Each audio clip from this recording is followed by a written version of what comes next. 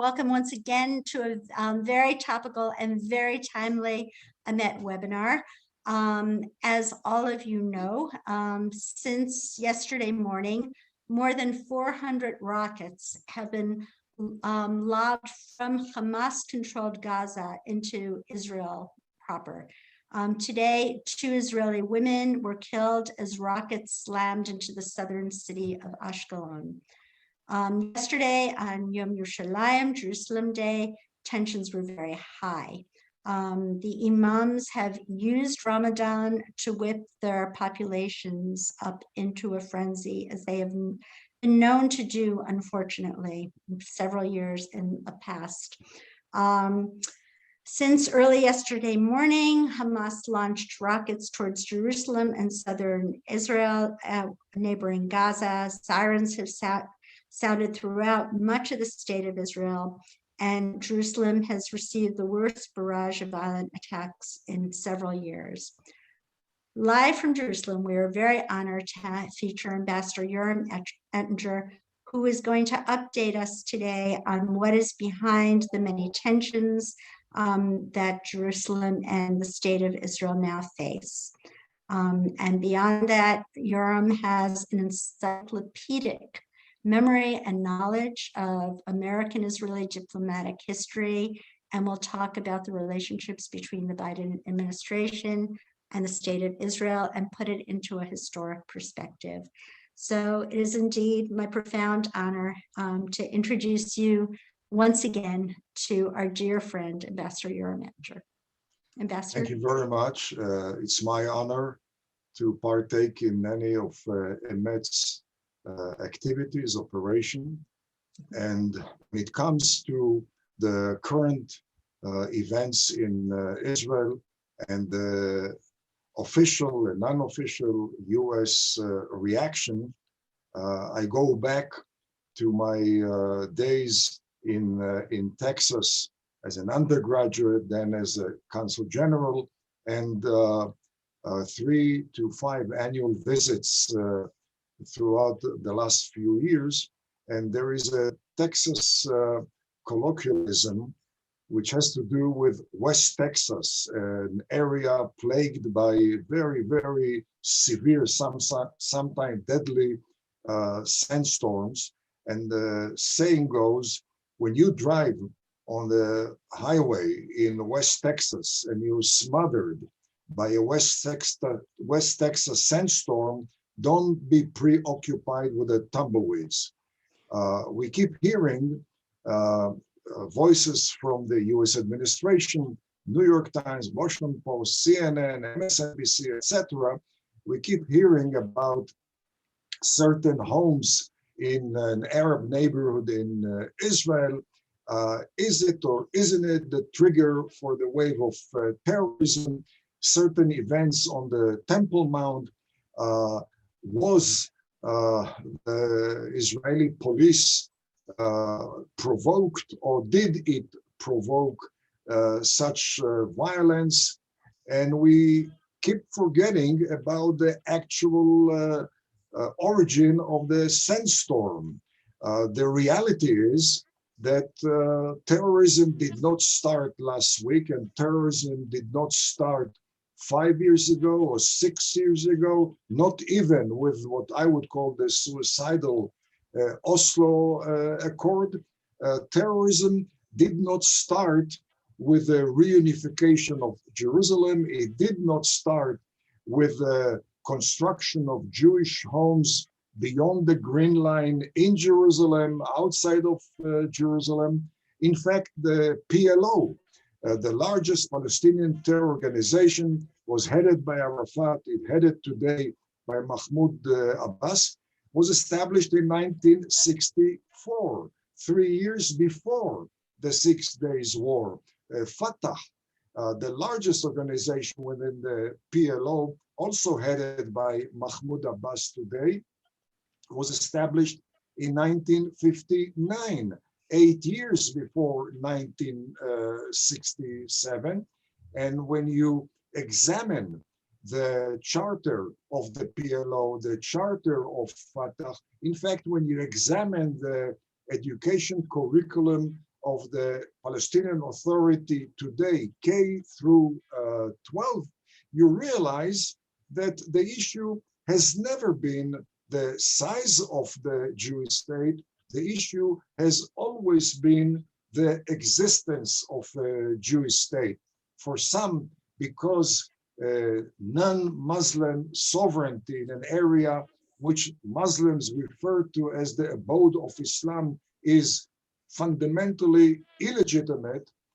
Some because they feel that Palestine extends from the Mediterranean to the Jordan River and in fact all the way to the Iraqi border east of the Jordan River. But the bottom line of either school of thought on the Arab side, on the Palestinian side, is that there is no legitimacy to a Jewish state, and terrorism is a means, according to them, to uproot us, whether we build in East Jerusalem or we don't build in Jerusalem. As I said, it all started before 67. In fact, this year we commemorate the 100th year of Palestinian terrorism, which erupted in 1920. In 1920 were the first significant Palestinian riots, wave of anti-Jewish terrorism. Then in 1929, when the Jewish neighborhood of Jerusalem was eradicated in a very, very bloody manner, and it hasn't stopped since then. When it comes to the American reaction to what's going on, my own interpretation is that, first of all, we're talking about the immorality of moral equivalence. There's no moral equivalence here. And when you establish this artificial moral equivalence, not only isn't it moral, it is immoral, but moreover, it provides tailwind to the rogue elements, to the terroristic elements who feel that there's nothing to lose because they expect, and fortunately their expectations has been vindicated, that the administration in Washington, once again, as it was during the Obama-Biden administration, once again will underline the immoral moral equivalence, and maybe even lean on Israel to commit itself for concession, appeasement of the Palestinians in the Middle East. In the Middle East, the way to whet the appetite of terrorists is through concession, through appeasement. And the whole idea that you can convince the Palestinians to shelve their vision, to shelve their goal to eliminate the Jewish state, ignores the fact that when it comes to leopards, they may change tactics, but never spots. They don't change spots. And that leads me to the overall policy of the Biden administration towards the Middle East. And that overall policy has been set by one person, especially, possibly another one, namely Secretary of State Tony Blinken, who has been with President Biden since Biden's day in the Senate Foreign Relations Committee, through his days as Vice President and until this very day. And also, in my mind, junior to Tony Blinken as far as impact, the National Security Advisor, Jake Sullivan.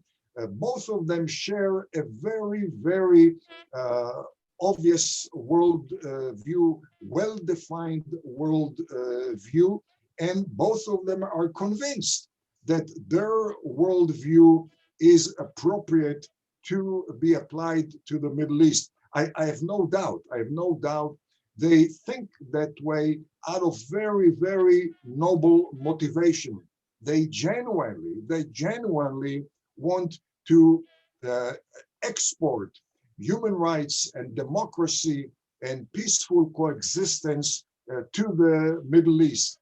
They really want to do that. However, they still have to go a long way, realizing that it's an impossibility at this stage,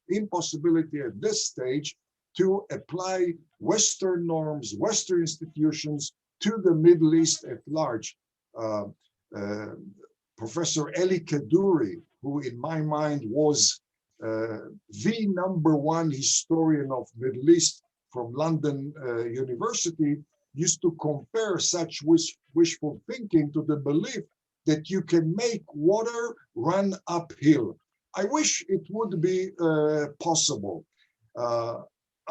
I don't see it happening today. And the reflection of that, again, well-intentioned belief, the reflection of that is very visible when it comes to the issue of Iran, which I believe is the central element in the Middle East at large, in fact, way beyond the Middle East.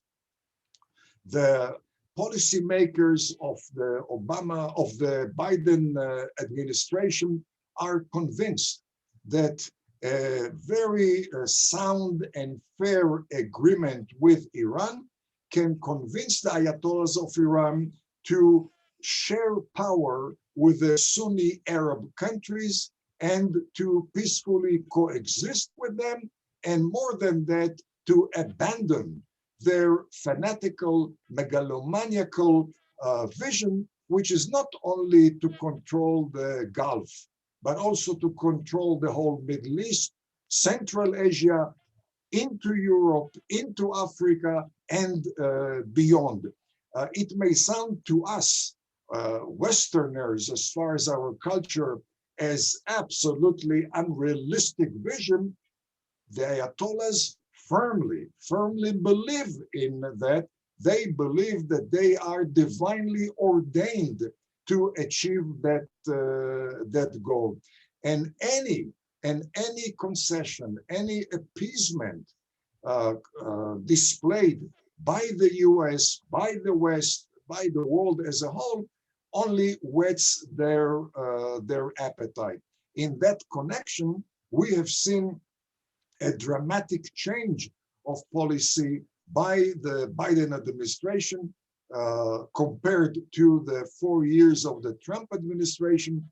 Also, when it comes to Saudi Arabia and Egypt, we heard that from Blinken, especially, but also Jake Sullivan before the November election, and certainly since the November election. They are determined, and publicly so, to put the Saudis and the Egyptians on notice on account of violation of human rights and democracy. Now, there's no doubt that human rights and democracy and international law are noble values, but you have to be careful and apply it in a realistic manner, or else it becomes not only self-defeating, but it becomes an enticement towards more terrorism, more violence. And certainly, when it comes to realistic view of the Middle East, neither President Biden nor Tony Blinken or Jake Sullivan have a choice between human rights abiding Arab regimes or human rights violating Arab regimes. They have a choice between human rights abrogating Arab regimes which are pro-Americans, or human rights pro-anti-American regimes which violate human rights. Certainly, when you put the pressure on the Saudis, you provide tailwind to the Iranians, especially when we are yet to hear, at least publicly, the US leaning on the Ayatollahs, preconditioning any contact with the Ayatollahs upon an end to repression inside Iran, repression based on race, repression based on religion, repression of the majority of the Iranian people who do not want the Ayatollahs to rule that country.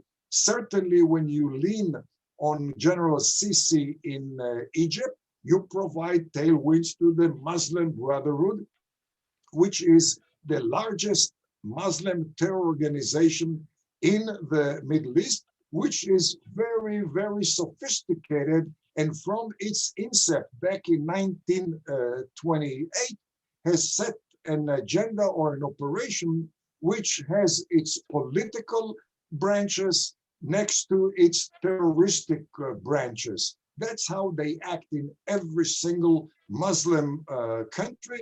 But the bottom line of the Muslim Brotherhood is to topple every single existing Muslim regime and establish a universal Muslim community which will be based on the fundamentals of Islam and will unseat the West from its primacy in global affairs, believing that the only legitimate religion in the world is Islam, subordinating other religions.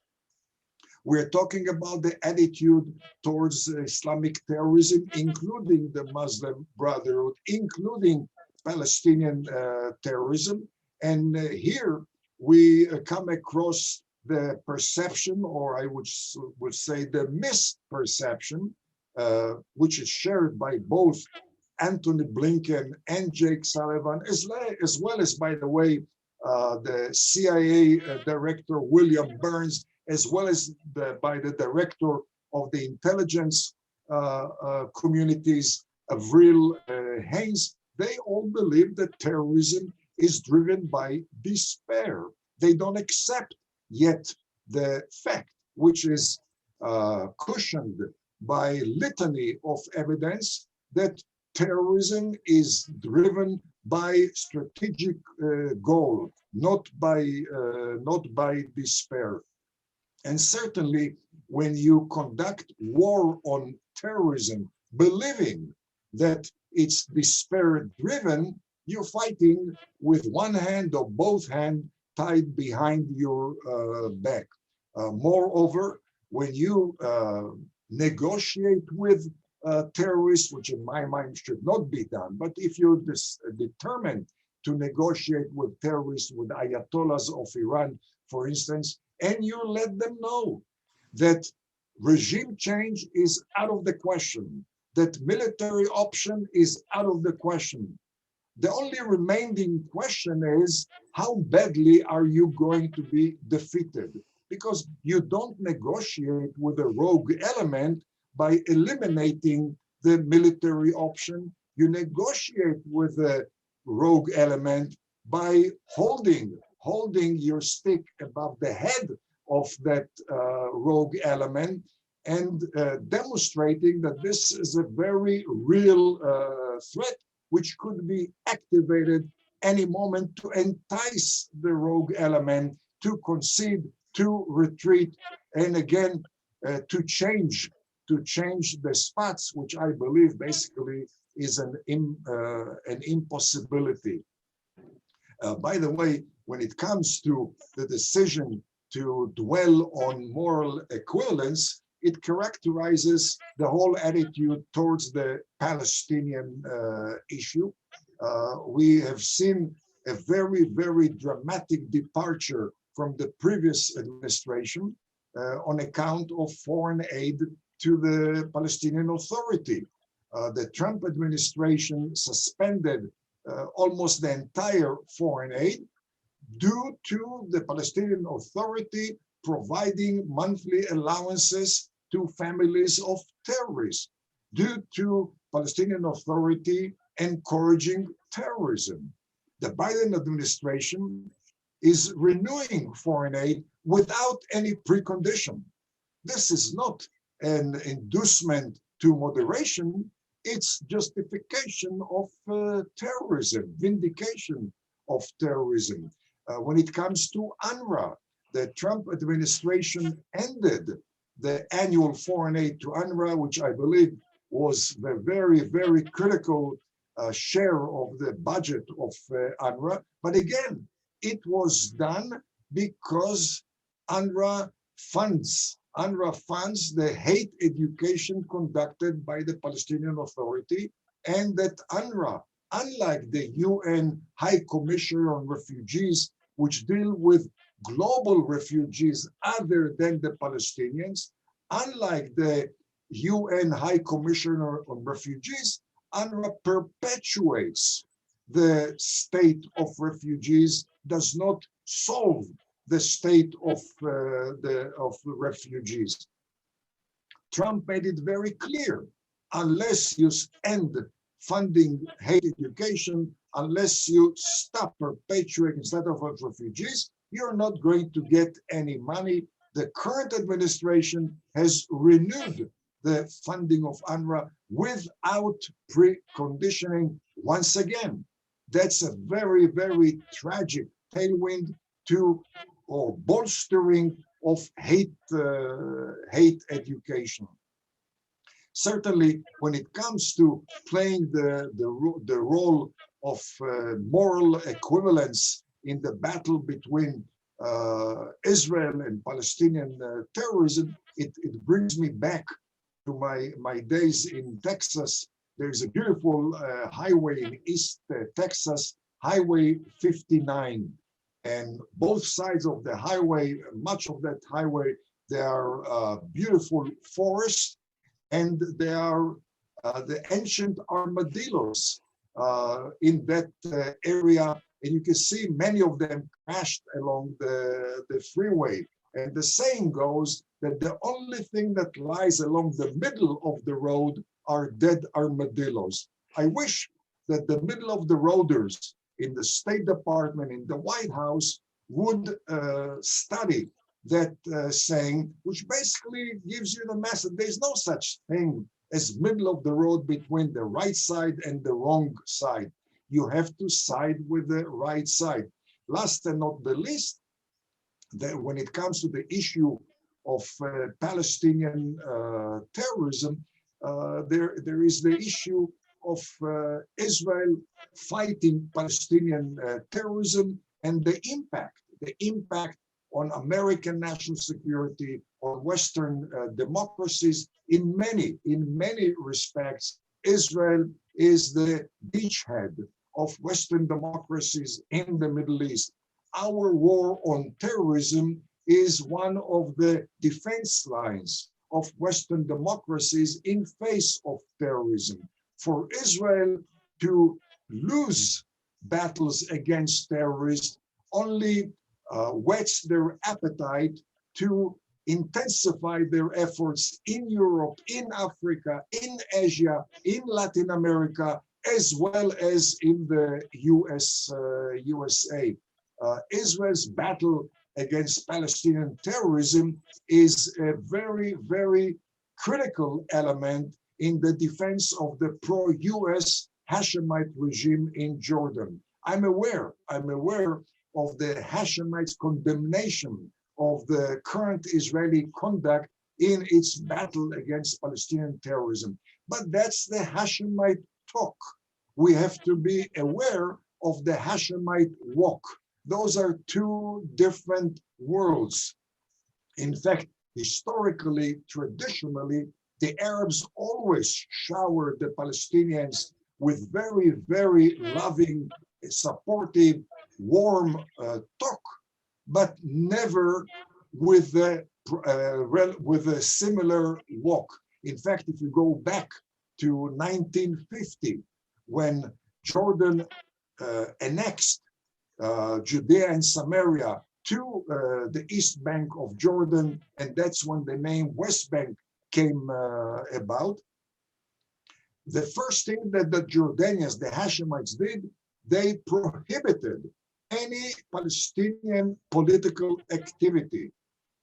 They prohibited any Palestinian political organization, Certainly, it never occurred to them. It never occurred to them to transfer that area to the Palestinians, because the Jordanians did not enter the 1948-49 war because of the Palestinians or on behalf of the Palestinians. They entered the war in order to reach, so they hoped, all the way to the Mediterranean and become the chief Arab element in the Middle East. Egypt conquered Gaza during the war of 1948-49, and it never occurred to them to transfer Gaza to the Palestinians. In fact, the Arab League established the Palestinian division, which some call the Palestinian government in exile after the 1948-49 war.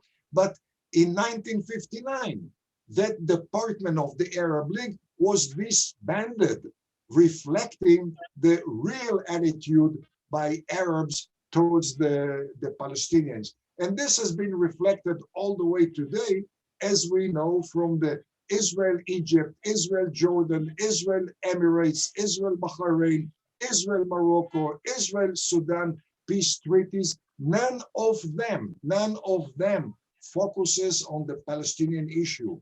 All of them have bypassed the Palestinian issue.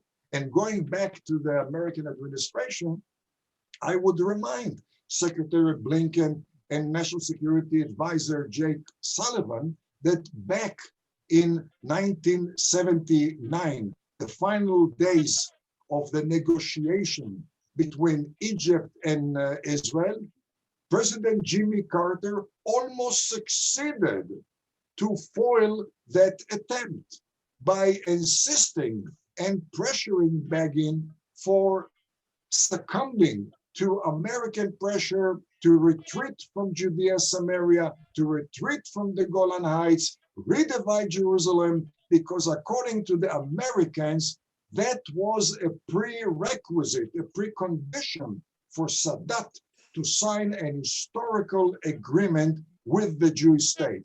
Well, the outcome has vindicated Israel and only exposed the oversimplification, the Pollyannish view of the Middle East by then President Carter, his National Security Advisor Brzezinski, Cyrus Vance, Secretary of State, and maybe even mostly Harold Sanders, who was the Assistant Secretary of State for Middle East affairs.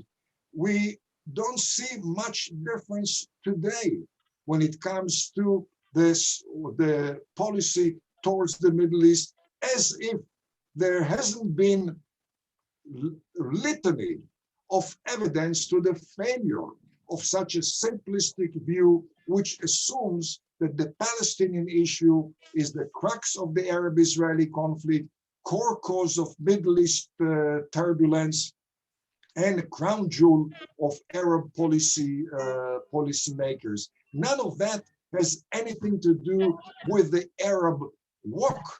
It has to do a lot with the Arab talk. And it's time for American policymakers to awaken to the idea that irrespective of what the Arabs tell you, you're better off examining what the Arabs are doing. And I would sign off by saying that maybe it's time to learn from Arabs. Whenever Mahmoud Abbas lands in an Arab capital, he is welcomed by a shabby rug. When he lands in a Western capital, he is welcomed by red carpet treatment. And the question is, what do Arabs know about Mahmoud Abbas, about the PLO, about the Palestinians that the West still do not get? And again, in a nutshell, the Arabs know that in the 1950s, the PLO, the Palestinians, received much leeway in operations in Egypt, especially Cairo, but very quickly they joined the Muslim Brotherhood, terrorizing the Egyptian regime. They moved on to Syria, which welcomed them, allowed them to terrorize Israel from Syria, but by 66, they couldn't hold their own, and they started to terrorize the Syrian regime, which caused the Syrians to expel them to Jordan. King Hussein allowed them from 68 to 1970 to perform most of their terrorism against Israel from Jordan. Some 250 Israelis were murdered by Palestinian terrorists. But then they realized, we have much authority in Jordan, why not leverage, try to topple the Hashemite regime, which caused the civil war of 1970, Black September, and they were expelled from Jordan. It took them few years. They plundered South Lebanon. They basically became the top element in South Lebanon, which whet their appetite, and they tried to take over control of Beirut, which triggered, I would even say has triggered since then, many, many civil wars in Lebanon. And the latest chapter of Palestinian inter-Arab terrorism, inter-Arab subversion, inter-Arab ingratitude was displayed in 1990, August 1990, when Saddam Hussein invaded Kuwait, which was at that time the most generous Arab country towards Palestinians. The Palestinians collaborated with Saddam Hussein's invasion, provided him with 3 battalions and much intelligence information from Kuwait, which in fact was the reason for Sheikh Sabah of Kuwait, upon returning to Kuwait, complement of American blood and American military forces, the first thing he did was expel almost all 400,000 Palestinians from Kuwait. The final comment I'll make is that the Arabs have considered the Palestinians for a long time as role model of terrorism, subversion, and ingratitude. I think it's time for the administration in Washington, for the editorial of the New York Times, Washington Post, etc., to realize the real Middle East and not play around with the idea of recreating the Middle East and subordinate the Middle East to their own noble, well-intentioned, but very, very simplistic, counterproductive misperception of the Middle East. And I would like to conclude here and turn over to your own questions, comments, criticism, which I would welcome. Thank you so much, Yoram, for your breathtaking scope of history. And I'd just like, as the moderator, to ask you the first couple of questions, and then we'll turn it over to Benjamin Wheeler, wonderful director of Israel's National Security for EMET. To what degree do you think the internal rivalry between Fatah and Hamas has to do with today's violence that we're seeing? Well, there's no doubt that there is an effect. But again, one has to distinguish between such limited scope effect and the real trigger.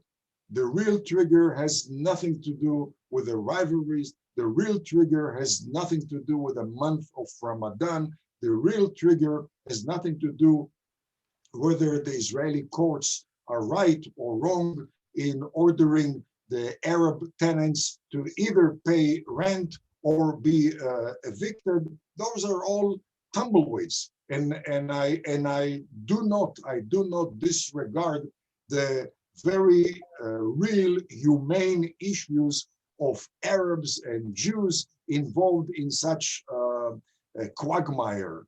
But if we want to solve the problem, if we want to reduce tension, we have to deal with the real trigger. And again, the real trigger has to do with 100-year-old Palestinian terrorism, which hasn't stopped since 1920, which is reaffirmed every day in kindergarten, in schools throughout Judea and Samaria, and in East Jerusalem has to do with a weekly incitement in Palestinian mosques until we uproot that culture of hate.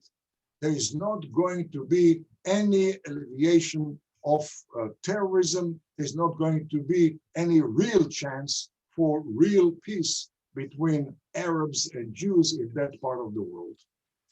Okay. And my next question, and then I'll turn it over to Benji.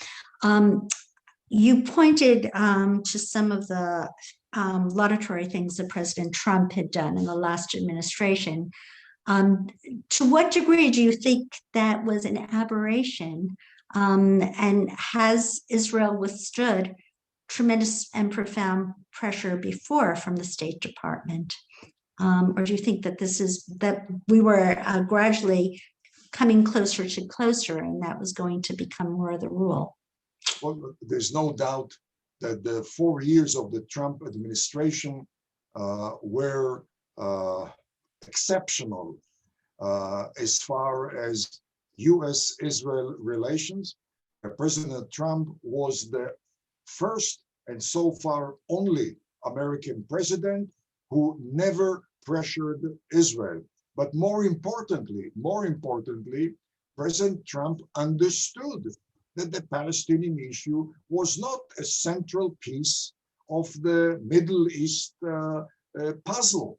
And therefore, he understood that to advance Israel-Arab peace, not only don't you have to focus on the Palestinian issue, you're better off bypassing the Palestinian issue, not allowing the Palestinians to exercise veto power over peace. When it comes to that, those exceptional years, there is also the notion of benefits drawn by the US from Israel's presence on the Golan Heights, which triggered the US recognition of Israel's sovereignty on the Golan Heights. Not because somebody in the White House was very much enamored with Israel, not because of Ambassador David Friedman, who was very, very pro-Israel. Both the president and the ambassador understood that Israel on the Golan Heights serves the best interest of the United States, serves the best interest of the region, and specifically the best interest of the pro-American Hashemite regime in Jordan. Israel on the Golan Heights means Israel in the trilateral border of Israel, Syria, Jordan, exerting much, much deterrence towards Syria, which has always been a source of instability, existential threat to the Hashemites in Jordan. And the same thing applies to Israel's control of the mountain ridges of Judea, Samaria. Israel on the mountain ridges of Judea and Samaria bolsters the existence of the Hashemite regime in Jordan. There is the very important event of peace agreement between Jordan and Israel. During the ceremony, the top echelon of the Jordanian military approached their Israeli colleague, and they had two comments to make. One was, we assume that you Israelis are also aware, they told the Israelis, that which you sign with the Palestinians in the morning, they tend to violate by evening time. But the second comment was the most critical, and I heard it from the person who was then the chief of the Israeli military intelligence, and he was told by the chief of the Jordanian intelligence, we hope you Israelis are aware that should there be a Palestinian state west of the river, that would be the end of the Hashemite regime east of the river, which would traumatize Israel, traumatize the Saudis, traumatize the Arabian Peninsula, and traumatize American interests. And once again, I hope that American policymakers pay attention to such, in my mind, very sound advice by the top Jordanian military echelon. Excellent. Okay, Benji, would you like to read some of the questions that have come in? Sure thing. Thank you, Sarah. Thank you, audience, for the tremendous amount of questions that have come in, and thank you, Ambassador Ettinger, for your insights. The first question, actually, that's relevant to something you just mentioned, which is the chief of the Jordanian intelligence. If they're so afraid of a Palestinian state on the west side of the river, how is it that Jordanians are applying pressure on Israel for a two-state solution and creating a Palestinian state? Well, as I mentioned before, there is the Arab walk and the Arab talk. You take the Saudis, for instance. How come the Saudis condemn Israel, pressure Israel on the one hand, and then becoming the major engine behind the United Arab Emirates and Bahrain concluding peace treaty with Israel for domestic reasons and for intra-Muslim, intra-Arab reasons. They have concluded it bodes well for us if we use very, very charming talk when it comes to Palestinians, but certainly not allowing Palestinians to benefit from equally generous Arab bloc, which could backfire and could threaten their survival existentially.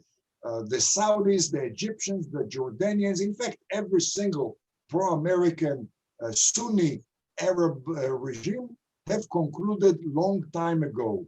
An independent Palestinian state would add another rogue regime to the Middle East, which would add another threat to their own regime, potential ally of the Ayatollahs, potential ally of the Muslim Brotherhood, potential ally of ISIS, potential ally certainly of Russia, of China, of every one of the enemies of the US and the rivals of the US. Certainly, if you would have a Palestinian state west of the Jordan River, including in Gaza, what would stop that entity from allowing the Russians to have a foothold in the port of Gaza? And I would add, irrespective of a written agreement.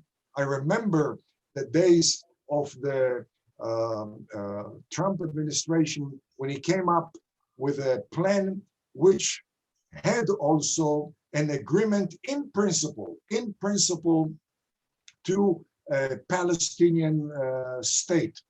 And then there was a very long specification of preconditions, what the Palestinians had to do in order to qualify. I admit I was against that plan from day one. And my main rationale was, with all due respect to President Trump and Ambassador Friedman, it could be, I said then, that by January 2021, they will not have the right to interpret the preconditions in the agreement.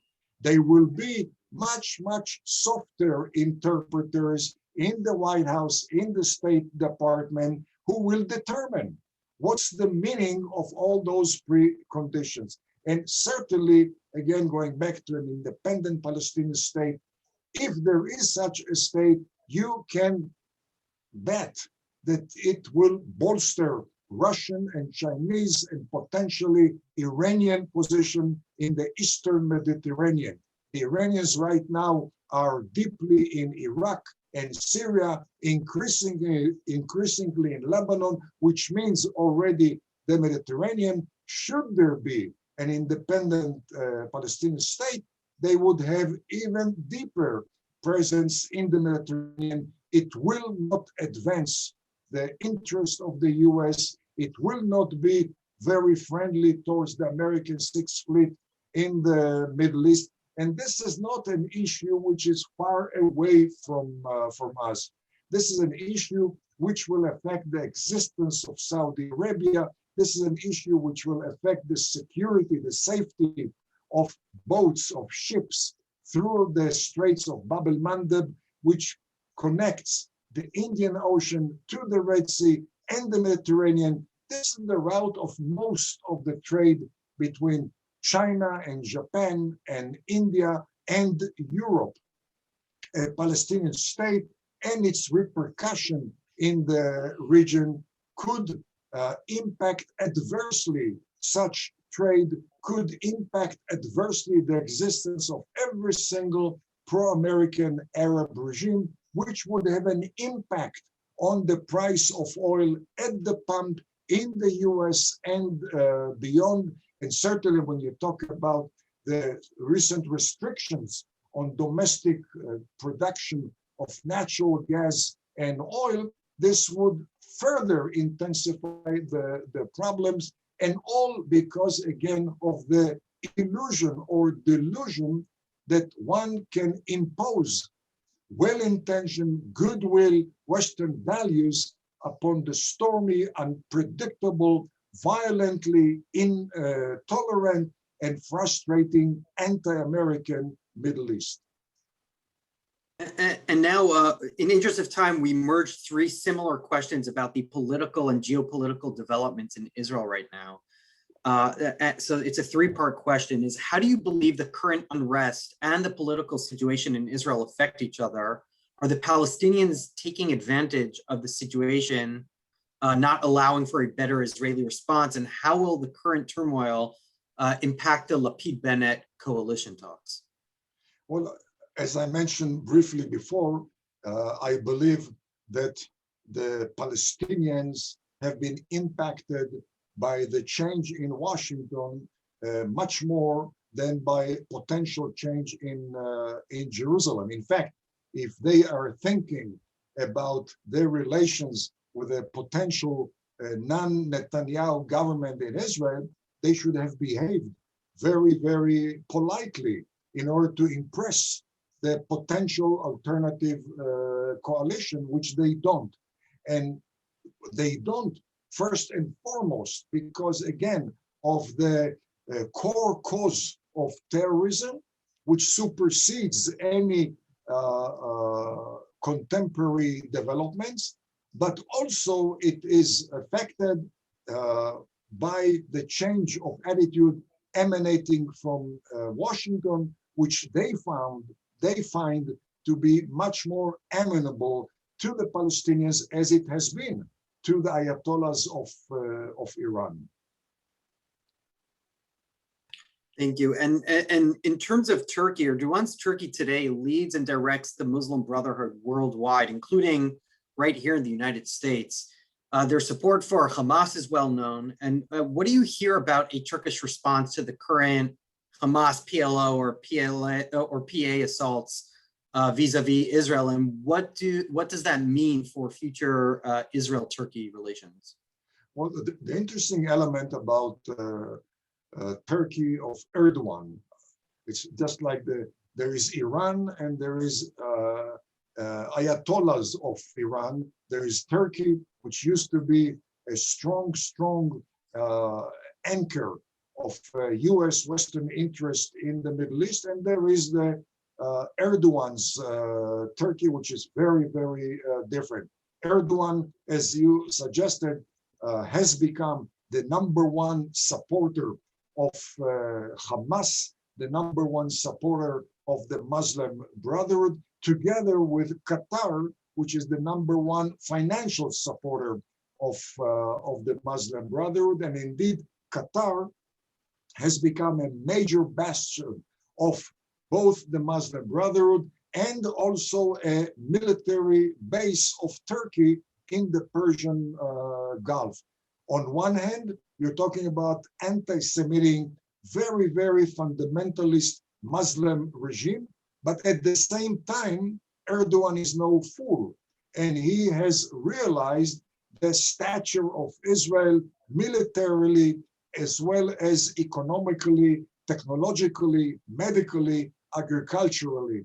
I mention that because side by side with anti-Semitic, anti-Israel Erdogan, there's Erdogan, who has maintained very, very impressive volume of trade balance between Turkey and Israel. The trade balance between the two countries has increased significantly during Erdogan days, and not because he loves Israel and not because he has become Jewish, but he respects Israel's posture of deterrence on the one hand, and he highly respects Israel's achievement in the area of high-tech, especially industry as a whole, agriculturally, irrigation, all our issues which are relevant to Turkey. In fact, one of Erdogan's son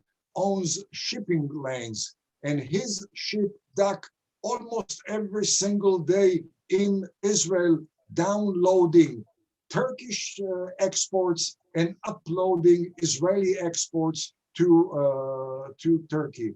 And I say all that because anyone on the administration side that leans on Israel to concede, to retreat, should realize a strong deterring Israel is a guarantee for less instability in the Middle East. A strong Israel is a guarantee for more deterrence of rogue elements, terroristic elements. On the other hand, an appeasing Israel, a retreating Israel only incites more terrorism, and we saw that.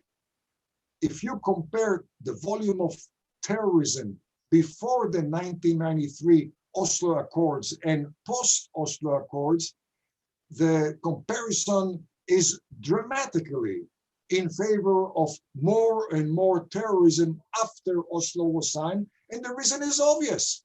The Palestinians assumed that Israel was losing it. And if Israel is losing it, we have to keep up the pressure and keep terrorizing them. We saw that after 2005 with a self-defeating idea of uprooting Jews from Gaza and mostly giving up what is called the Philadelphia Strip, which separated between Gaza and Sinai, which prevented the smuggling of military systems to Gaza. Israel evacuated that area, which enabled Gaza to be reconnected with smuggling sources in Sinai.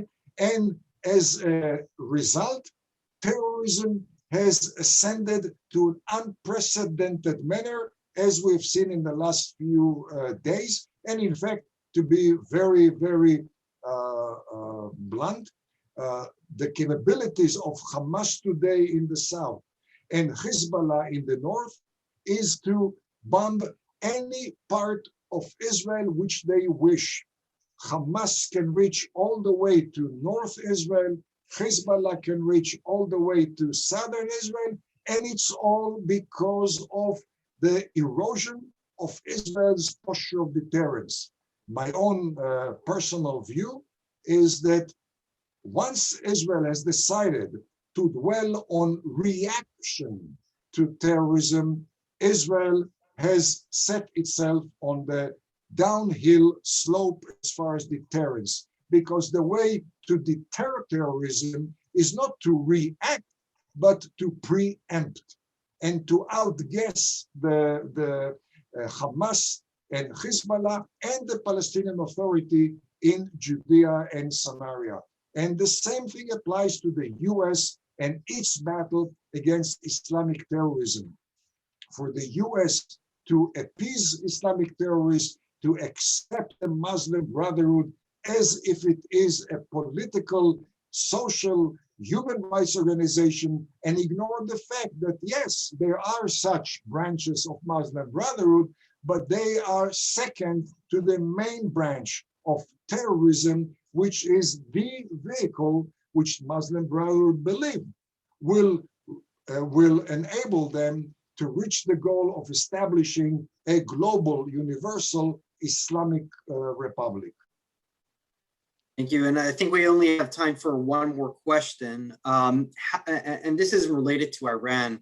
How involved is Iran in the current Hamas offensive? Is Iran pushing the PA and Hamas to attack Israel?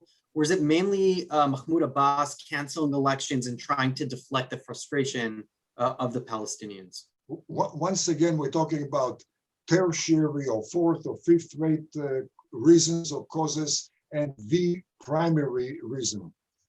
Hamas does not need the Ayatollahs of Iran to terrorize Israel. Hamas has a goal, which again, they don't hide. It's a goal which is written on the wall with font, not size 12 or 14, but size 56 or 80, 84. But it's a writing on the wall which complicates matter, which frustrates wishful thinking for a quick and convenient solution.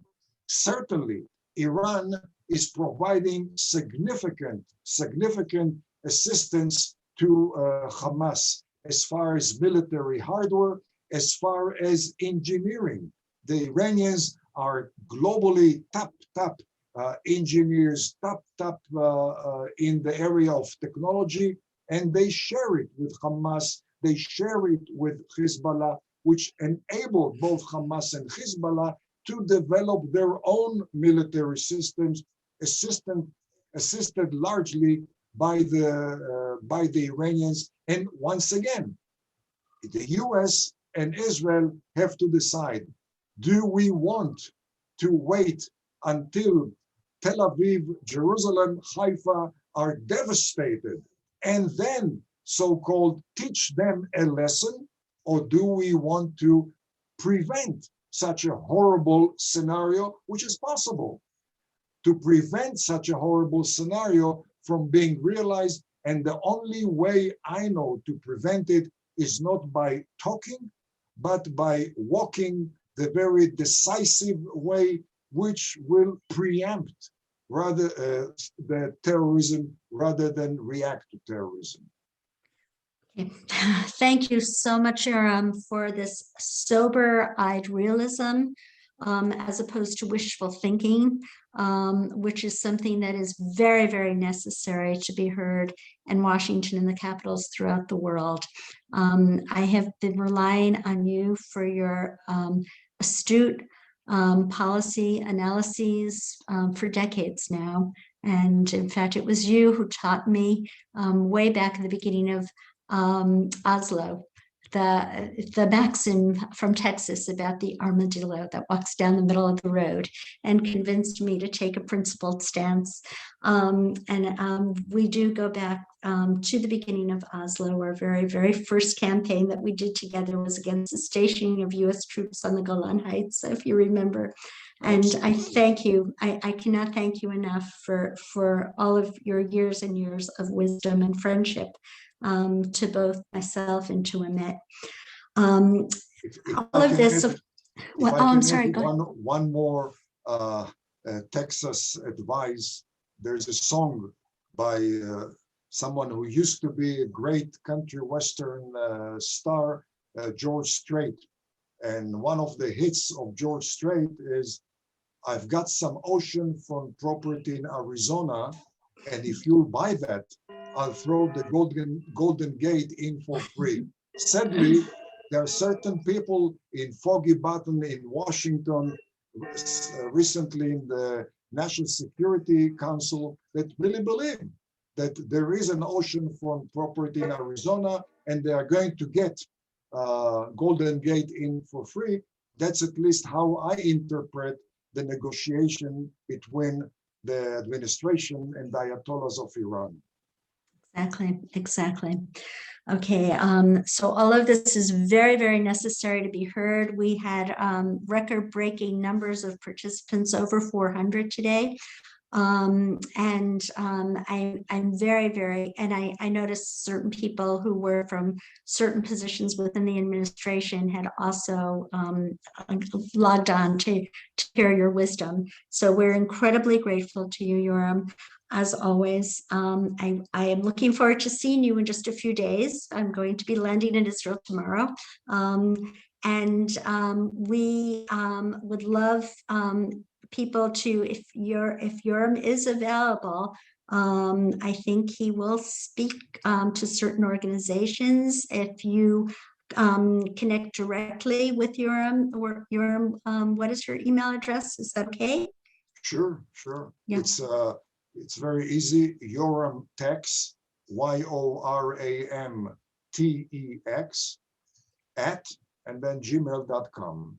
Right. All right. And he deserves to be compensated for his wisdom. I would just like to put in a plug for that. Also, all of us work very, very hard day and night at EMET to be able to be the voice of EMET, the voice of the truth. And all of this costs us a great deal of money. We do this as a public service. We have the belief that an informed public does trickle up to informed policymakers. So if you would like to support EMET, we would really appreciate that. You can support us at emetonline.org. Thank you again for logging on, and thank you again, Yoram, for your incredible astute analysis and for your breathtaking knowledge of not only Israeli history, but American history. And we'll be, I think that we will be reconvening again the last week in May with another incredible guest, Ruvain Berko, who will be talking about what is going on within the Palestinian Authority and Hamas. He knows all of the players there, who is an expert on those issues. Anyway, thank you very, very much, and we'll be seeing all of you again in 2 weeks. Bye-bye. Thank you very much. Bye-bye. Thanks.